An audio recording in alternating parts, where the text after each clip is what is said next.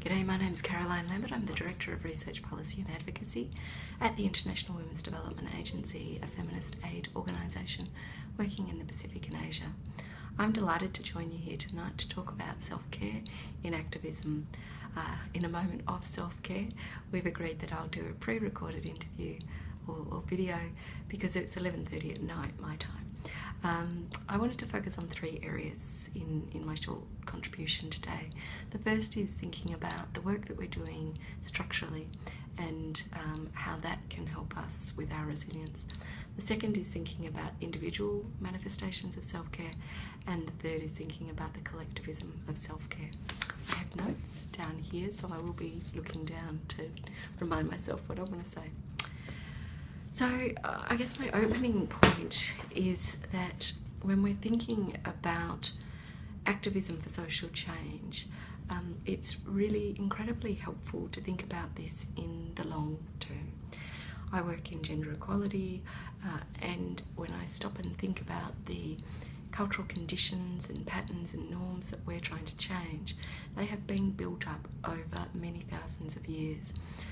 And when I look at the progress that has been made over the past 200 years, I feel incredibly energised. Always keeping an eye on the long game, I think, is really critical to the resilience that we can practice.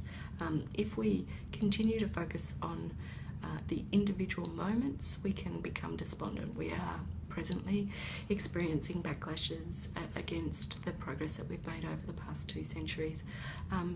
But remembering where we were 500 years ago and remembering that this is part of an intergenerational collective struggle, it doesn't all just fall down to us.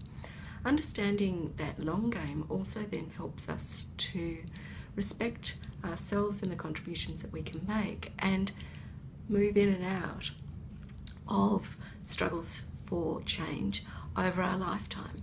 This also enables us to be whole people and to recognise that there are different times in our lives that enable us to spend more or less time on campaigns and strategising and working for change.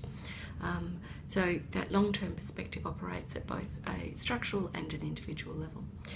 I think it's really critical, particularly as we acknowledge the fundamentalism and extremism that is characterising our world at this time, that we also have in place a keen radar for when are we, organisationally or individually, experiencing genuine threats to our security.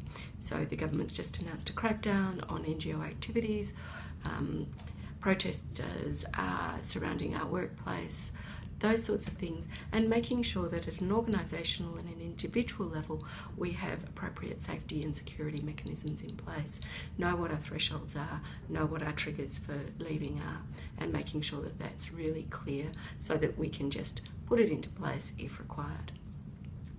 At an individual level, thinking about self-care, I think, is really tremendously grounded in a sense of self-love. From self-love flows the ability to put in place boundaries, to recognise when we're approaching burnout, to recognise when we are approaching tiredness and we just need to step out for a moment. But it also puts in place a valuing of self and what it is that we're contributing. And so we find resilience in that ability to know that we are making a meaningful contribution and that this is aligned to who we are as a person and what we're trying to achieve with our life, knowing what we're doing and how it fits in our broader self-purpose. But it's also important to have self-love because it enables us to put in place those practices of self-care that support and sustain us. So knowing what your processes of resilience or self-support and care are, knowing what gives you joy. And if you can't think of that off the top of your head, I really encourage you to take a moment over the next week to put together a half-hour session where you can sit down and go, what are my sources of joy? And what am I doing to bring those into my life? So whether or not it's singing or cooking or boxing or going for a run or reading a book or talking with your mates or whatever it is that brings you joy, make sure that you do that. and also knowing what your strengths are and operating within your strengths where possible. One of my strengths is that I have an appreciation of beauty, and so you can see behind me that I have their Monets, not real Monets, but they're reproductions of Monets, and so my office has a range of these things that I find beautiful, so that I can always be surrounded by things that bring me joy. I have a moment of chocolate joy each day where I stop and I eat absolutely delightful chocolate. Other points of resilience are knowing how you support your body physically. Are you eating well? Are you exercising? Are you meditating or practicing mindfulness? What is it that brings you back into alignment in your body? Have you got a body worker or a masseuse? Do you go dancing? What is it that you can do to ensure that this body that is supporting you in your activism is supported in turn by yourself? I think one of the other things that we often forget, I know this is serious work, I know that there are bad things happening, but laughter is a really important part of our resilience, and making sure that we are able to laugh. It's a whole body massage, really, and there are physiological responses that are aligned with laughter that are really good mechanisms to affect or to counteract the effect of stress and its release in your body.